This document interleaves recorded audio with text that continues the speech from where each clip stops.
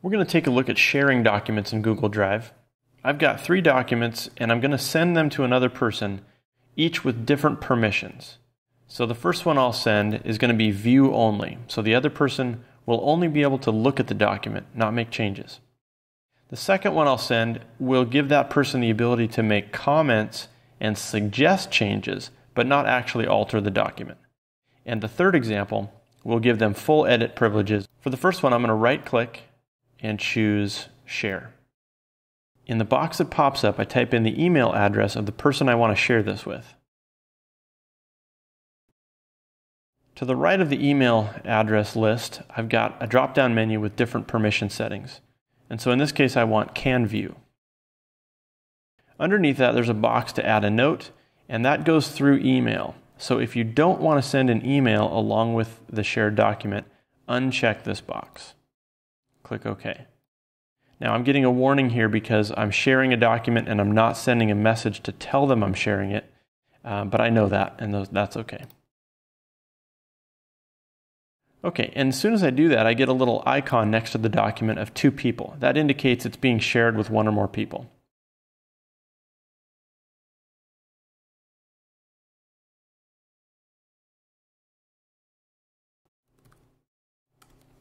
And then from the drop-down menu, I can choose Can Comment.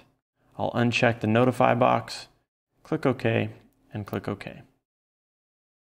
And finally, on our last example, I want to give full edit privileges. Right-click, I choose Share, and change it to Can Edit. And again, I'll uncheck the Notify box and click OK. All 3 of my documents have been shared with another person, and that person can access those documents from their Shared With Me folder. Let's go over to that other account and see what it looks like from their perspective.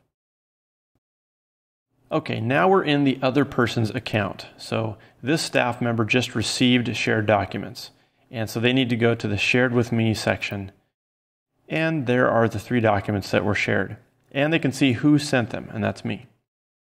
So let's take a look at how those permissions change how they can interact with the documents.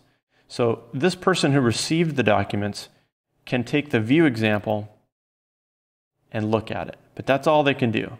Over here there's a box that says view only, and they're not allowed to edit or make any changes. If they want to make changes, they can pull down this drop-down menu and request that permission, but they can't do it unless the owner of the document gives them that permission. Let's take a look at the comment permission. If you're allowed to comment on a document, it'll say suggesting over here, and there'll be an indicator on the document telling you that you are suggesting. You can go in and make changes, but they're not permanent, and watch how this works. If I put the cursor right here and delete, it draws a strike through. I can change some text here, and a comment is generated that says replace whatever it was that I deleted with change some text. So you can edit in real time as you go through the document, and these comments get saved to the document. None of these changes are permanent, and the owner of the document has to agree to the changes before they get made. The owner can also dismiss the changes and revert it back to the original.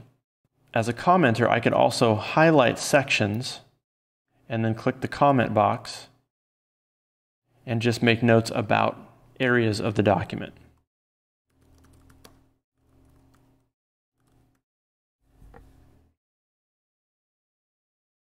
One other thing you can do while you're commenting is you can change the view mode to viewing, and it will remove the comments and markups temporarily so you can see the document as it was originally. But you can always go back to commenting or suggesting. And finally, if that person were to open up the edit example where they have full editing privileges, the document opens up just as if they were the owner, and they can make changes and delete paragraphs and whatever they want to do, just as if they owned the document. With those changes made, let's go back to my own account, the original account, and see how those comments show up. Okay, I'm back in my own account now, so I can look at some of the changes that were made to my shared documents. First thing to notice is over here under the last modified column, I can see that the other staff member made changes to my documents, and you can see the timestamp on that. So obviously the view only example, they couldn't make any changes to, so there's no modification there. Let's take a look at the comment one. And this immediately shows up with all the markups and the comments to the right. So as the owner of the document, I can look at that and I can choose to accept the change or I can delete the change. I can also reply and make comments on it. So there's some options on how to use that. If I click the check mark, the change gets made and it's resolved and that comment goes away. If I click on this, I can either choose to resolve it and just kind of dismiss it, or I can reply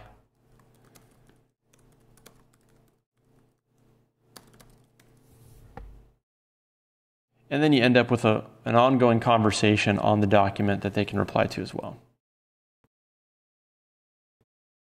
And finally, on the edit example, where the other person had full edit capability, we open that up, and you can see the top paragraph has been totally deleted.